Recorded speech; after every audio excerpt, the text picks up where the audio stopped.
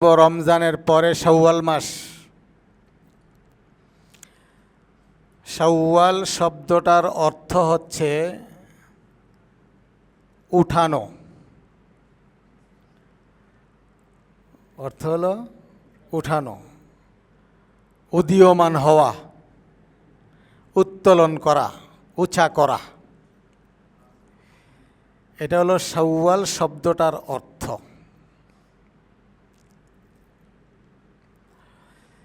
কেন এই মাসকে শাওয়াল মাস বলা হয় আর কেন এই মাসকে উদীয়নের মাস বলা হয়, উত্তোলনের মাস বলা হয়? আপনারা জানেন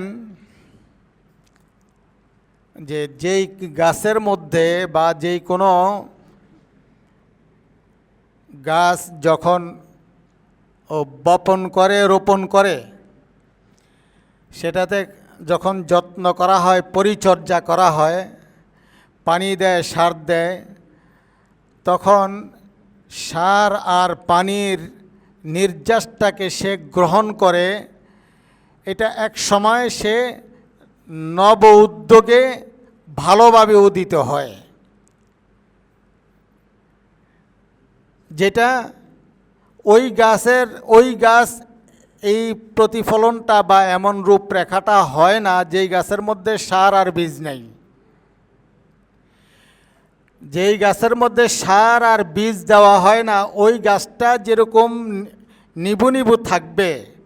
বলুন তো দেখি, যেটার মধ্যে সার আর বীজ দেওয়া হবে, এটা কি কিছুদিন পরে গিয়ে দেখলে এটা কি মরা মরা মনে হবে না উজ্জীবিত মনে হবে? কেন? সার আর বীজের নির্যাসের কারণে। যেমনিভাবে একটা গাছের মধ্যে সার আর পানি অথবা তার খোরাকি দেওয়ার কারণে সে নব উদ্যোগে, নব উদ্যমে উজ্জীবিত হয়ে আপনাকে একটা সুন্দর রূপরেখা দেখাইতে সক্ষম হয়, দেখাইতে পারে। আপনাও গাছটা দেখে আপনার ভালো লাগে। আপনি যে যত্ন করেছেন, আপনার মনে তৃপ্তি পায়। আপনি যে সার দিয়েছেন, বীজ দিয়ে আর কিনা পানি দিয়েছেন, এটা আপনাকে, আপনার মনটাকেও সতেজ করবে, উজ্জীবিত করবে।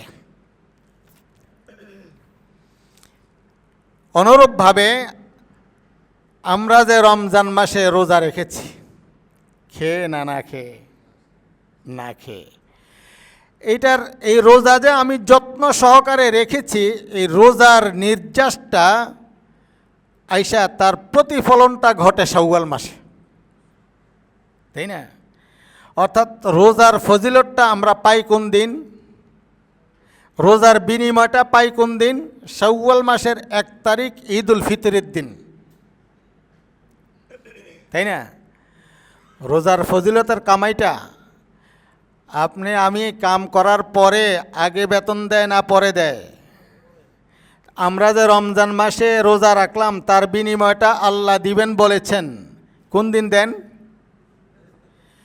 ঈদুল ফিতরের দিন, তাই না? রসুল করিম সাল্লাল্লাহু আলাইহি ওয়াসাল্লাম বলেন, বাহা বিহিম মালাইকা। ঈদুল ফিতরের দিন ফেরেশতারা দলবদ্ধভাবে মানুষের ঈদের জামাতে আসার জন্য যে হুজুম করে বা তারা আসতে থাকে, তাদেরকে স্বাগতম জানানোর জন্য ফেরেশতারা দলবদ্ধভাবে দাঁড়িয়ে থাকে এবং আল্লাহকে বলেন যে, আল্লাহ, তাদেরকে তাদের প্রাপ্যটা দিয়ে দেন। কাদেরকে? রোজাদারদেরকে রমজান মাসের কষ্ট করে রোজা রাখার প্রাপ্যটা দিয়ে দেন। কে বলে? কার কাছে? আল্লাহর কাছে। তো ফেরেশতারা জিজ্ঞাসা করে যে, তাদের বিনিময়টা কি হইতে পারে বলো তো দেখি। আল্লাহ মনে হয় জানেন না? আল্লাহ জানেন না? তারপরও তাদের থেকে আলোচনাটা শুনে, মানে আল্লাহ বান্দার ব্যাপারে ফেরেশতার সাথে আলোচনা করে ওই বান্দাটাকে ফুটে ওঠান ফেরেশতার মাঝে। তখন ফেরেশতারা যা বলার তো বলে। তখন আল্লাহ পাক বলেন, লাউজিবান্নাহুম, অনেকগুলি শব্দের কসম খেয়ে বলে যে আমি এতগুলি বিশেষণের কসম খেয়ে বলতেছি, তারা আজকে যা প্রাপ্য আমি তাদেরকে তার বিনিময় দিয়ে দিলাম। এই বিনিময়টা পাইল কোন জায়গার, কোন মাসের, কখনকার? রমজান মাসে যে আমি আমার আমলের যত্ন করেছি, আমি আমার আমলের মধ্যে সার বীজ দিয়েছি, আমার গুণাগুলিকে ঝরাইয়া আমি নিষ্পাপ হয়েছি। আচ্ছা বলেন তো দেখি, গুনাহগার বান্দার দিলটা যেরকম দুর্বল থাকে, নেককার বান্দার দিলটাও কেমন দুর্বল থাকে? হ্যাঁ, যে কেউ যদি এক ওয়াক্ত নামাজ পড়ার পরে দ্বিতীয় ওয়াক্ত নামাজ পড়ার সুযোগ পায় পরে, তো বুঝতে হবে তার আগের ওয়াক্তের নামাজ কবুল হয়ে গেছে। আপনারা কিছু বলবেন না? কি বলবেন বলেন? এক হজ করার পরে যদি কারোর দ্বিতীয়বার হজ করার সুযোগ হয়, তাহলে আমাদের ওলামায়ে কেরামরা, মাশায়েখে কেরামরা বলেন তার প্রথম হজ কবুল হওয়ার লক্ষণ এটা। ঠিক অনুরূপভাবে এক আমল করার পরে দ্বিতীয়বার ওই আমলটা করার কারণে প্রথম আমলটা কবুল হওয়ার লক্ষণ, তাই না?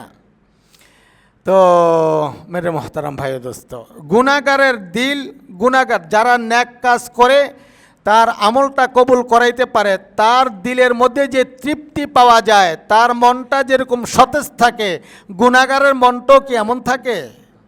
কশ্চিন কালেও না। রসুল করিম সাল্লাল্লাহু আলাইহি সাল্লামের হাদিস দ্বারা এটা প্রমাণিত।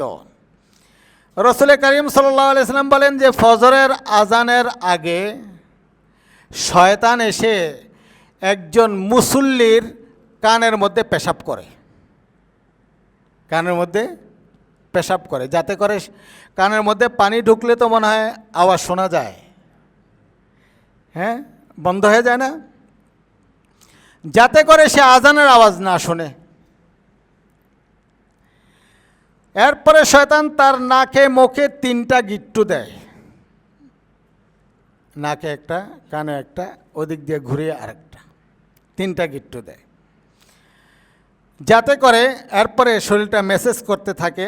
আর তার মেসেজ করে আর বলে, নাম, ঘুমাও, ওয়াল্লাইল তবিল, রাত আরও অনেক বাকি আছে। আসলে বাকি আছে? কে বলে এটা? শয়তান। তো একদিক দিয়ে তার কানে পেশাব করে, আরেক দিক দিয়ে এই গিট্টু দিয়ে তাকে মেসেজ করে।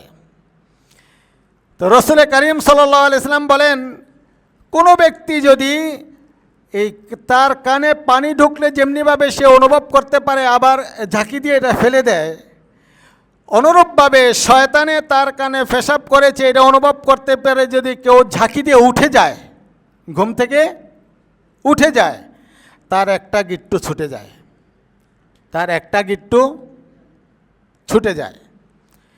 অনেক সময় উঠে কিন্তু অলসতাবশত আবার শুয়ে যায় না, এই ওঠার কোন লাভ?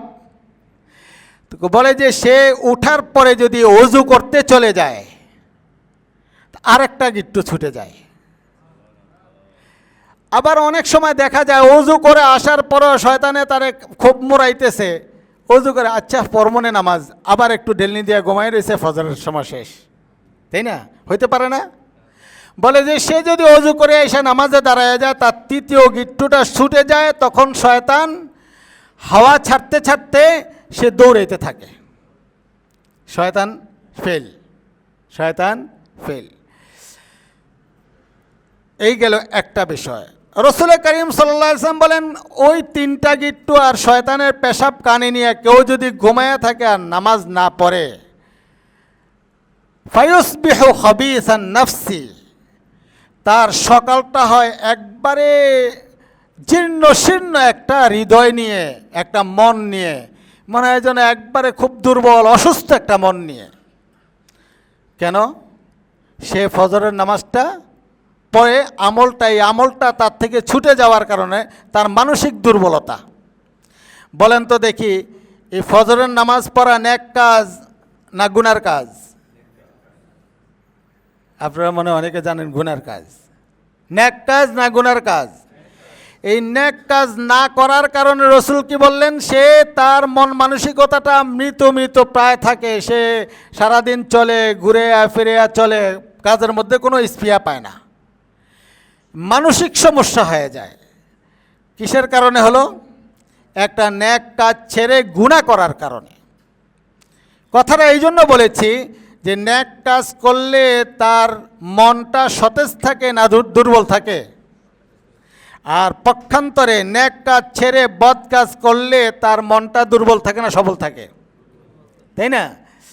তো কেন বললাম যে আপনি আর আমি সারা মাস রমজানের রোজা রেখে আমি যখন নিষ্পাপ হয়ে যাব, রোজা রাখলে মনে হয় পাপ থাকে, পাপ থাকে। যদি পাপ থাকে, রসুল করিম সাল্লাল্লাহু আলাইহি ওয়াসাল্লাম যে দোয়া করলে, ফেরেশতারা দোয়া করলেন, রসুল আমিন বললেন, তো রসুল ভুল করেছেন। রসুল মিম্বারে ওঠার সময় আমিন বলেন নাই, কেন আমিন বললেন? ওই ব্যক্তি ধ্বংস হোক যে ব্যক্তি রমজান মাস পাইল অথচ তার গুনাহ মাফ করাইতে পারল না। রসুল কি বললেন? দোয়াটা কে করলেন? ফেরেশতারা। দোয়াটা কে করলেন? দোয়ার উত্তরে রসুল কি বললেন? আমিন। তো রসুল ভুল বলেছেন, ফেরেশতারা মিথ্যা কথা বলছে। তাইলে বোঝা গেল রমজানের রোজার কারণে মানুষের গুনাহ থাকে না মাফ হয়? গুনাহ থাকলে মনে হয় পাপী হয় না নিষ্পাপ হয়? গুনাহ থাকলে পাপী হয়, না থাকলে নিষ্পাপ হয়।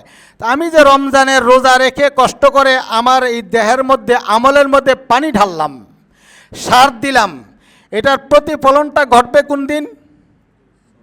শাওয়াল মাসে। কোন দিন?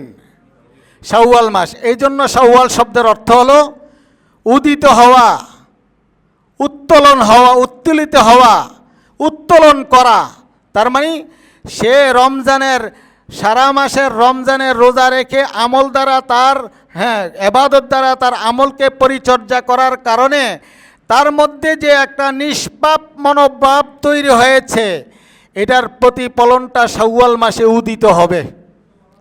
এটা এই জন্য শাওয়াল মাসে, রমজান মাসের এক মাস রোজা রেখে যা ফজিলত পাবে, এর সাথে যদি 6টা রোজা সংযোগ করে, কয় মাসের রোজার ফজিলত পাবে? 12 মাসের। কয় মাসের? 12 মাসের, তাই না? তার মানে 11 মাসের। 11 মাসের রোজার ফজিলত পাওয়া গেল। কয়টা রোজার কারণে বলেন তো? সার আর পানি দিলে যে বীজটার উপরে, যে চারার উপরে সার আর পানি দেওয়া হয়, ওই চারাটার মধ্যে এরপরে কি দৈনিক পানি দেওয়া লাগে না? এটা অটোমেটিক ওই পানিটার নির্যাসটা এটাকে বড় করতে থাকে, তাই না? ওই পানি তাকে, আর ওই সারে তাকে বড় করতে থাকে। ঠিক অনুরূপভাবে আমার আর আপনার রমজান মাসের ইবাদতের কারণে, ওই ইবাদতের সাথে যদি 6টা রোজা আমি সুন্নত, 6টা রোজা কি সুন্নত? 6টা রোজা কি সুন্নত? মনে রাখবেন, সমস্ত নফল কি সুন্নত? সমস্ত নফল সুন্নত, তাই না? সমস্ত নফল, এটার নাম সুন্নত। বাকি সুন্নত আর নফলের মধ্যে পার্থক্য আছে। সে পার্থক্যটা হলো, একটা সুন্নত হলো সবসময় রসুল করেছেন, ছাড়া না ছাড়ার ব্যাপারে তাকিদ দিয়েছেন, করার ব্যাপারে তাকিদ দিয়েছেন, এটা করতে হবে, এটা সুন্নতে মুআক্কাদা। আর যেটার ব্যাপারে তাকিদ নাই, এটা হলো সুন্নতে জায়েদা। এই সুন্নতে জায়েদার অপর নাম হচ্ছে নফল। সুন্নতে জায়েদার অপর নাম নফল। তো এটাও সুন্নত। এখন এই সুন্নতটার কারণে এই রমজান মাসের রোজাটা কত গুণ বেড়ে গেল? 11 গুণ। কত গুণ? রমজান মাসে রোজা রাখলাম 1 মাস, এটার সাথে 6টা রোজা মিলাইলে কয়টা হয়? কয়টা হয়? 1 মাসে 360টা হয়। 360টা হয়। একটায় 10টা, একটায় তো 30 রমজানে কয়টা হয়? 3 6 আর 30-এ 6 দিয়ে 10 দিয়ে গুণ দিলে কত হবে? 300। আর 6টা রোজা রাখলে 6 10-এ 60, কয়টা হলো? 360। আরবিতে মাস হলো 360, 58, 57 এই কয়েকদিনে। আরবি মাসের গণনায় আপনি ক্যালেন্ডার দেখবেন, আরবি মাসের গণনায় বছর কত দিনে? 357 থেকে 60 কমবেশ হয়। এই 360 বা 57, 360-এ ধরেন, এই 360-এ কতদিন হয়? 1 বছর হয়। কতদিন হয়? রসুল করিম সাল্লাল্লাহু আলাইহি ওয়াসাল্লাম এই জন্য বলছেন যে কেউ যদি 6টা রোজা রাখে তাইলে তার 1 বছর রোজা রাখার সমপরিমাণের আমল সওয়াব তার আমল নামায় দেওয়া হয়।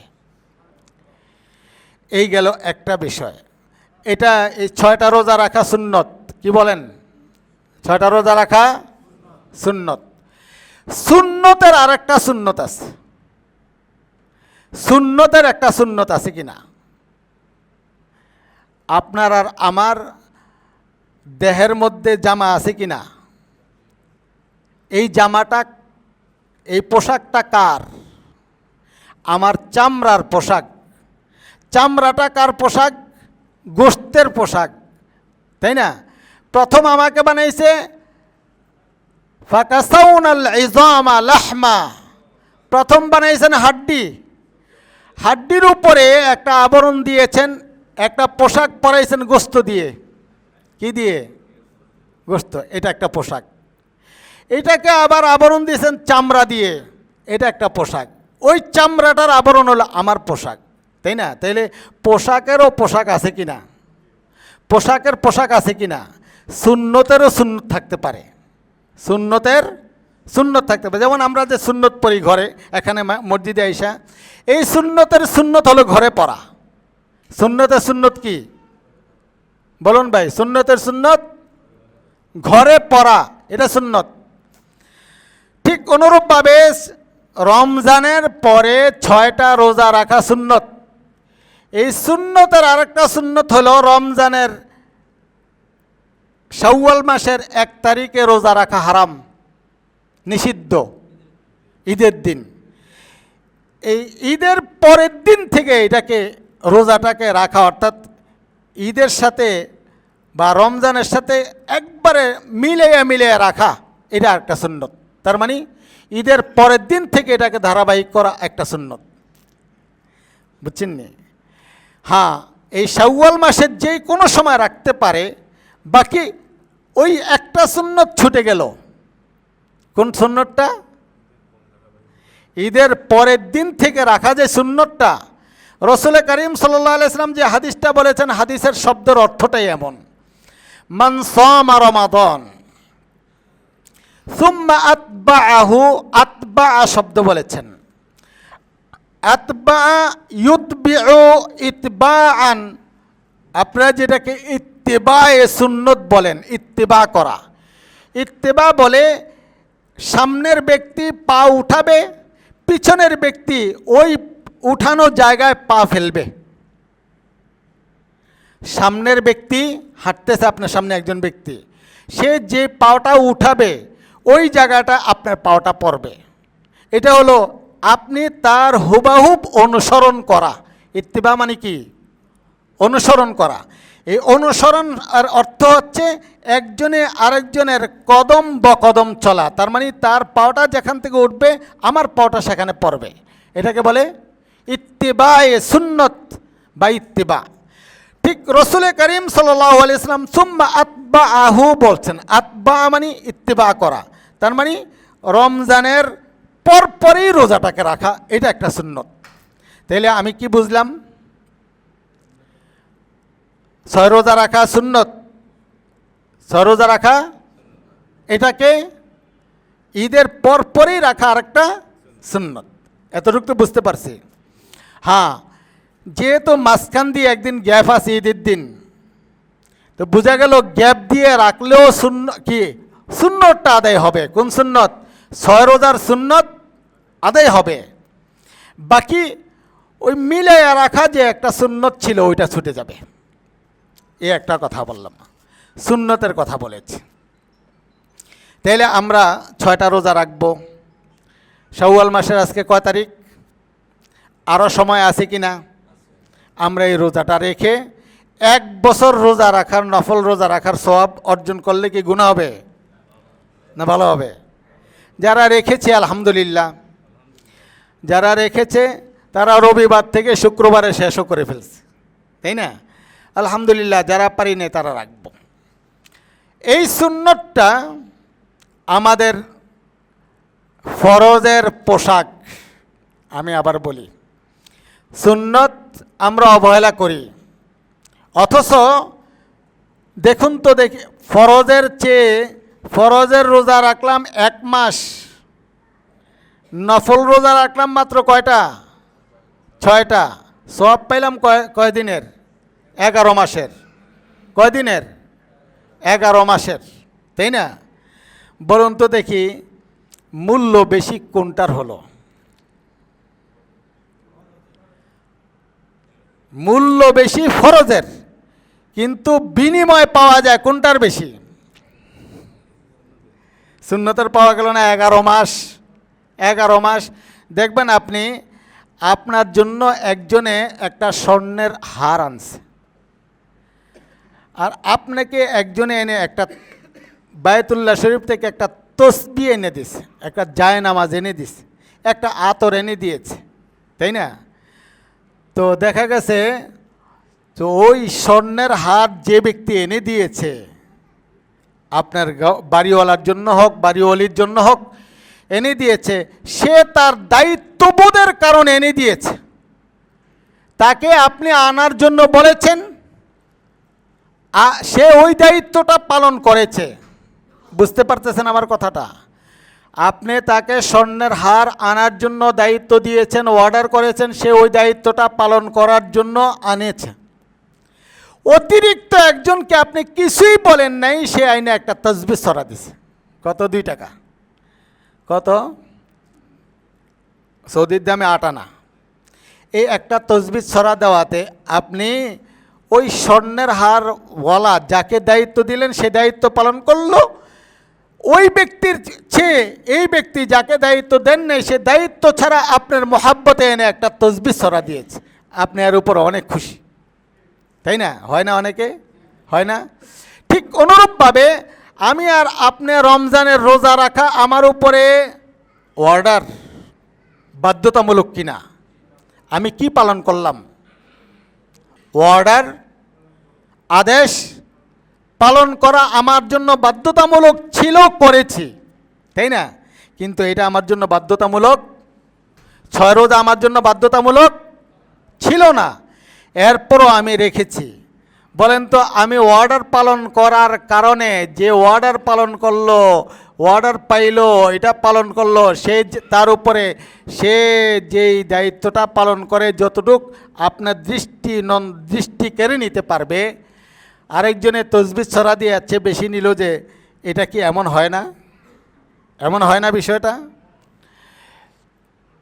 রাসূল করিম সাল্লাল্লাহু আলাইহি ওয়াসাল্লাম, আপনি অন্যদিকেও খেয়াল করেন, একটা তারের মধ্যে বিদ্যুৎ থাকে, আরেকটা তারের মধ্যে বিদ্যুৎ থাকে না, তাই না?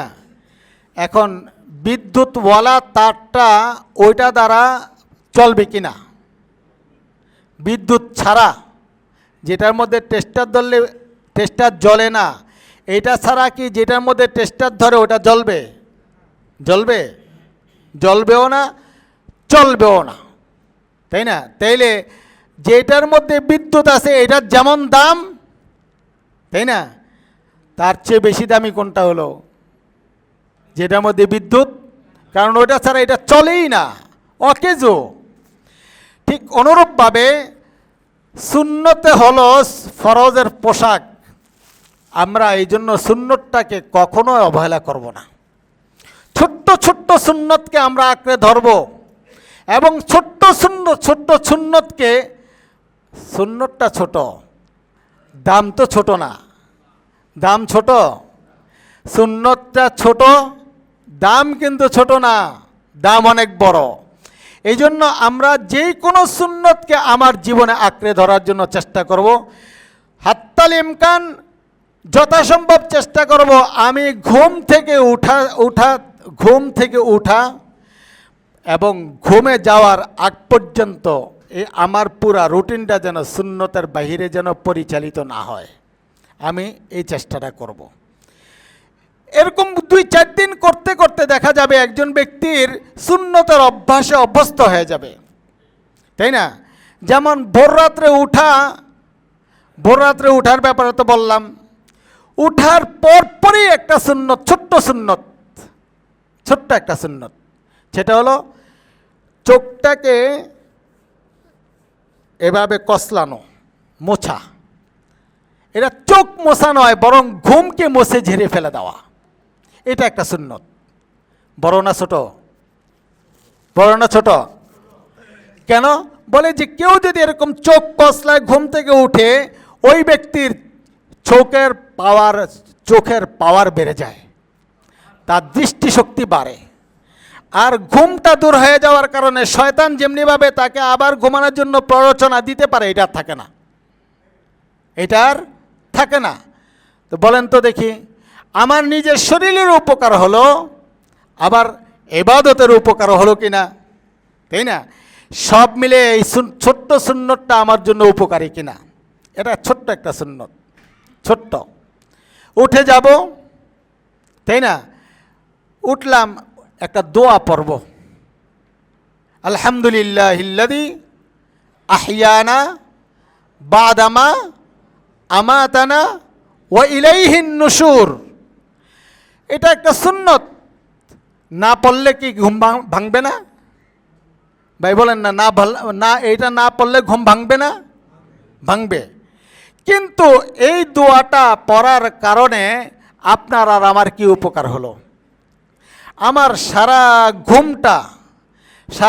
ঘুমটা ইবাদতে পরিণত হয়ে গেল। আমি প্রশংসা করলাম আমাকে যিনি ঘুমের মাধ্যমে মৃত্যুবরণ করাইলেন, এই মৃত থেকে জীবিত করলেন। আমার ঘুমটা যে ইবাদত হলো, আমি এটার প্রশংসা করার কারণে ইবাদতে পরিণত হয়ে গেল, তাই না? বলেন তো, এটা একটা ছোট্ট সুন্নত না? না পড়লে চলে তো? না পড়লেও চলে, কিন্তু এটার কারণে আমার কি হলো? কয় ঘন্টা ঘুমাইলাম আমি? আনুমানিক 3 ঘন্টা, 4 ঘন্টা, 5 ঘন্টা। এই 5 ঘন্টা আমার পুরা ঘুমে থেকে পুরা 5 ঘন্টা ইবাদতের নিরঙ্কুশ ইবাদতের সওয়াব পেয়ে গেলাম। কারণ আমি জিন্দা থেকে ইবাদত করলে এই ইবাদতের মধ্যে আমার শয়তানের ওয়াসওয়াসা থাকতে পারে। নামাজে আসছি না এখন? কেউ আসার সময় দেখছে, নামাজে না গেলে বাড়িতে কি বলবে? নামাজে আসার সময় মানুষে দেখলে আমাকে নামাজি বলবে। এই ধরনের একটা মনোভাব কাজ করতে পারে জিন্দা ইবাদতের, কিন্তু মুর্দা ইবাদতের এই কাজটা হয়। তাইলে আমি নিরঙ্কুশ একটা ইবাদতের সওয়াব পেয়ে গেলাম। কি কারণে? কি দ্বারা?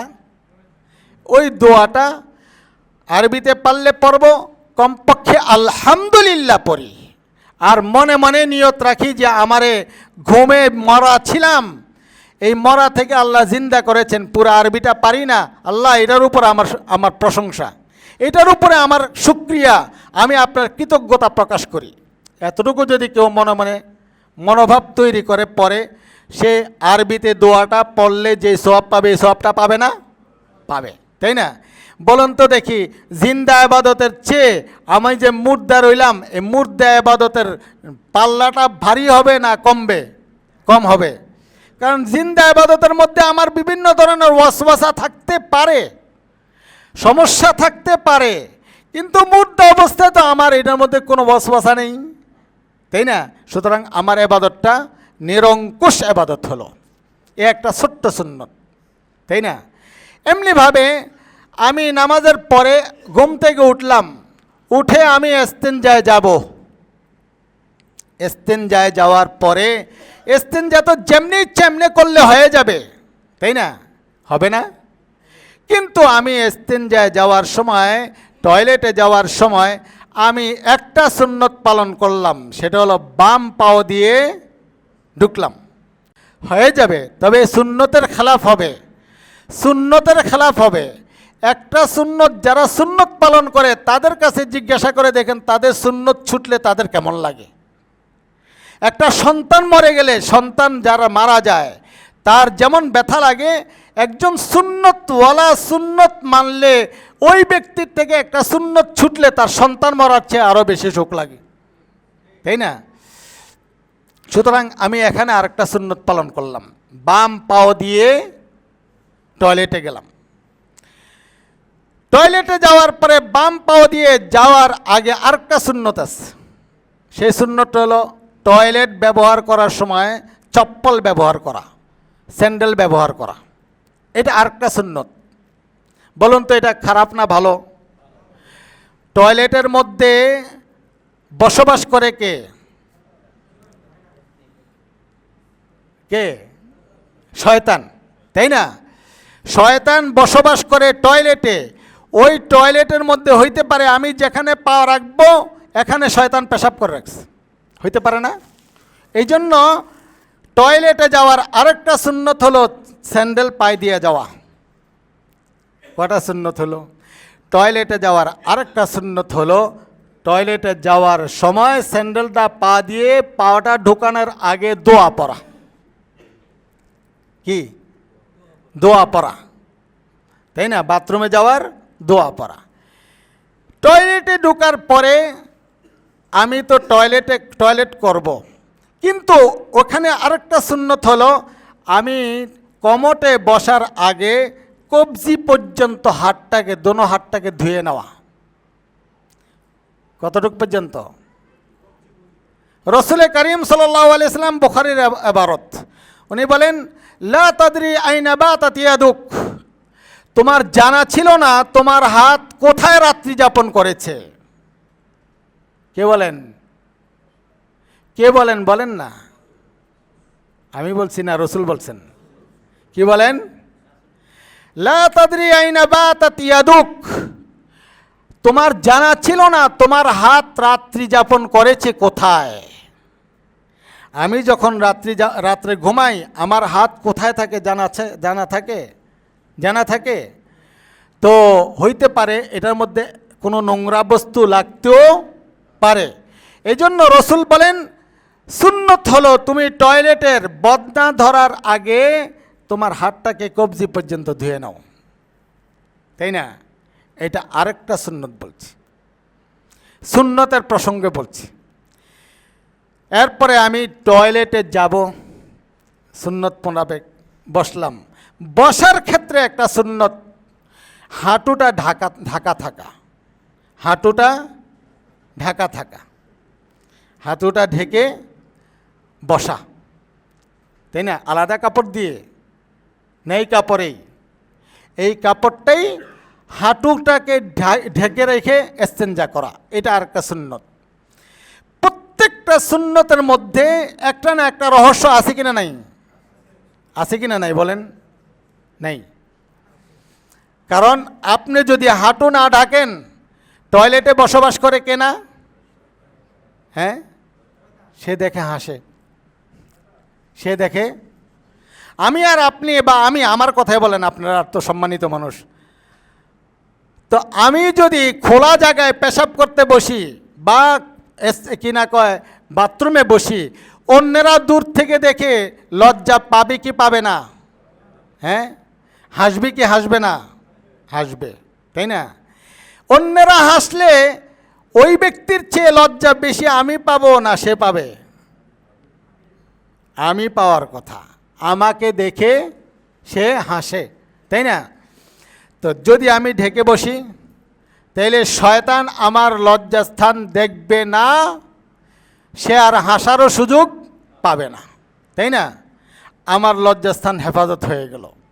মেরে মোহতারাম ভাই দোস্ত, এরপরে ঢিলা কলুপ ব্যবহার করা, তাই না?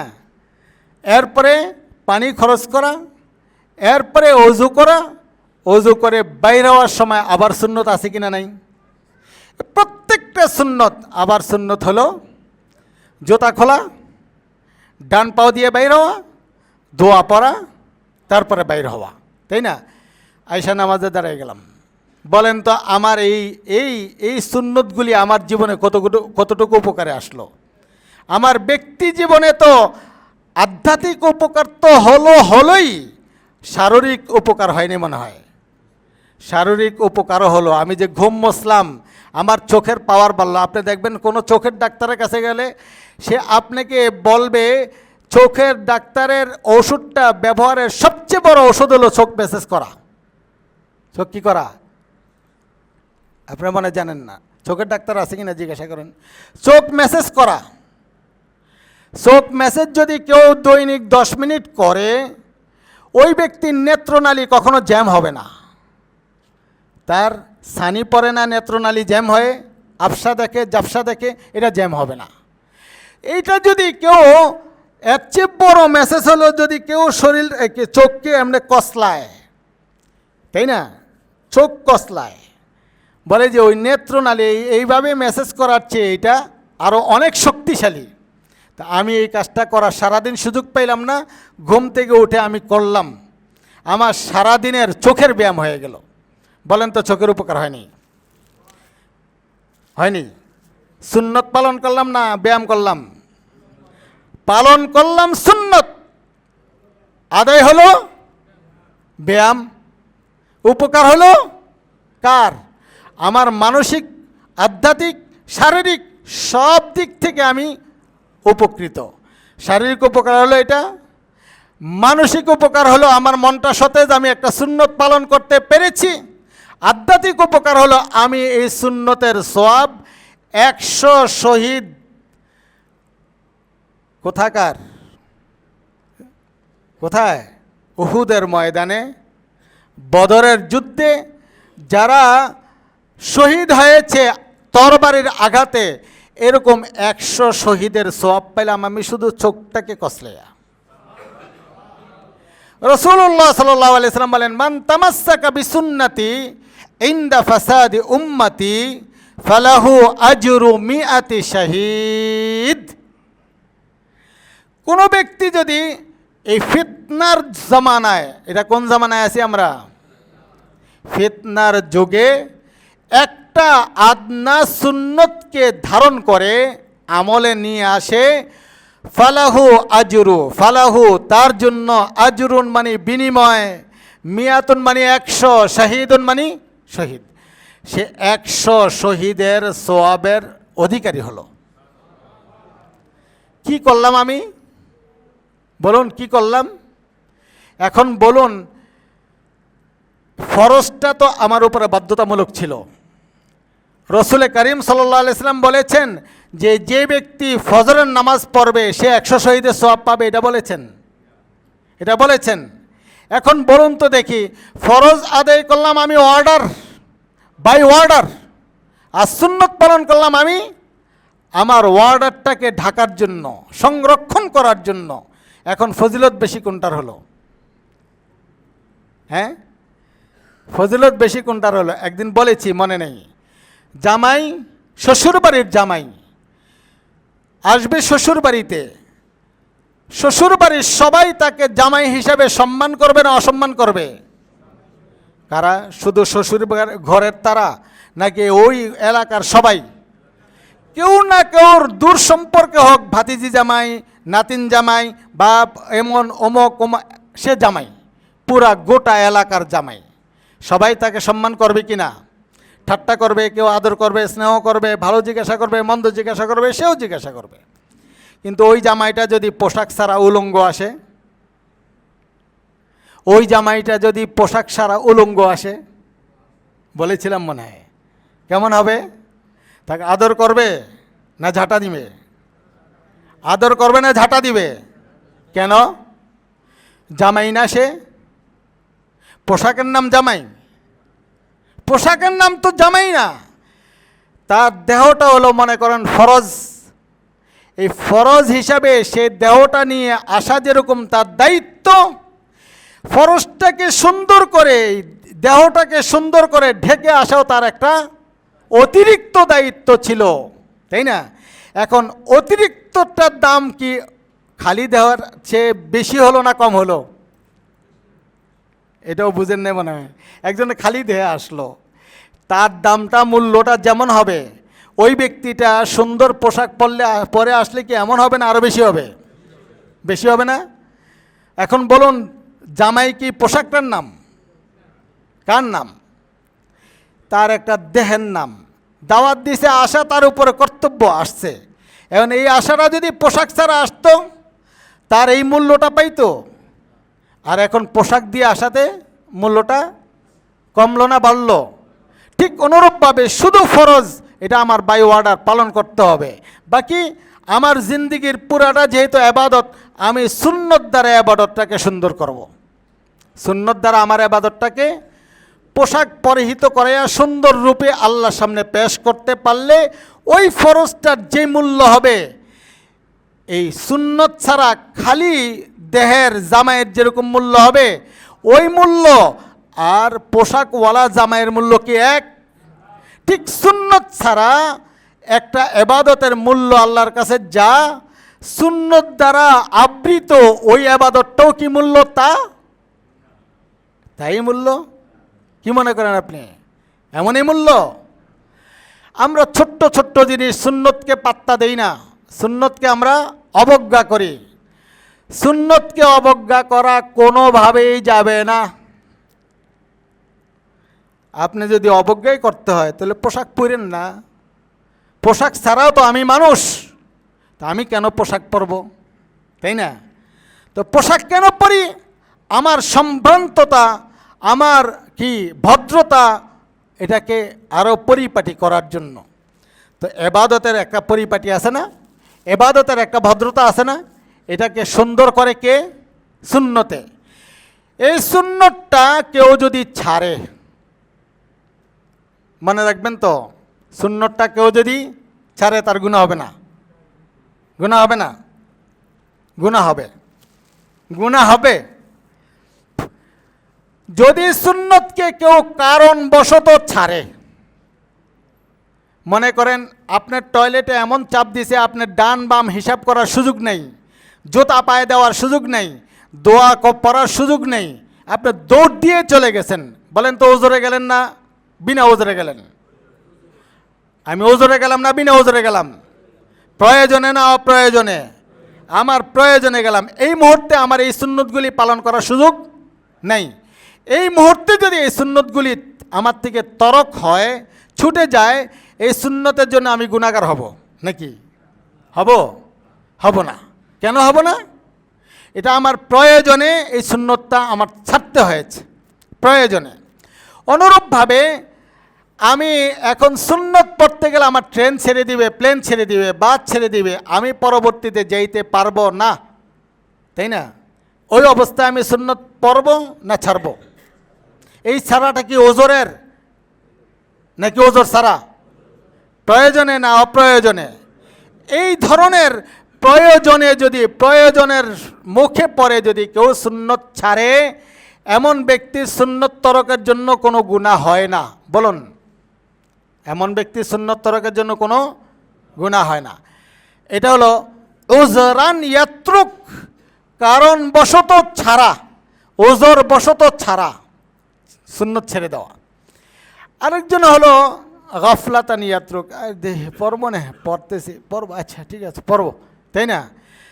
অবহেলা বশত ছাড়া, অবহেলা বশত ছেড়ে দেওয়া। এমনভাবে যদি কেউ ছাড়ে তো তার জন্য সগীরা গুনাহ হবে।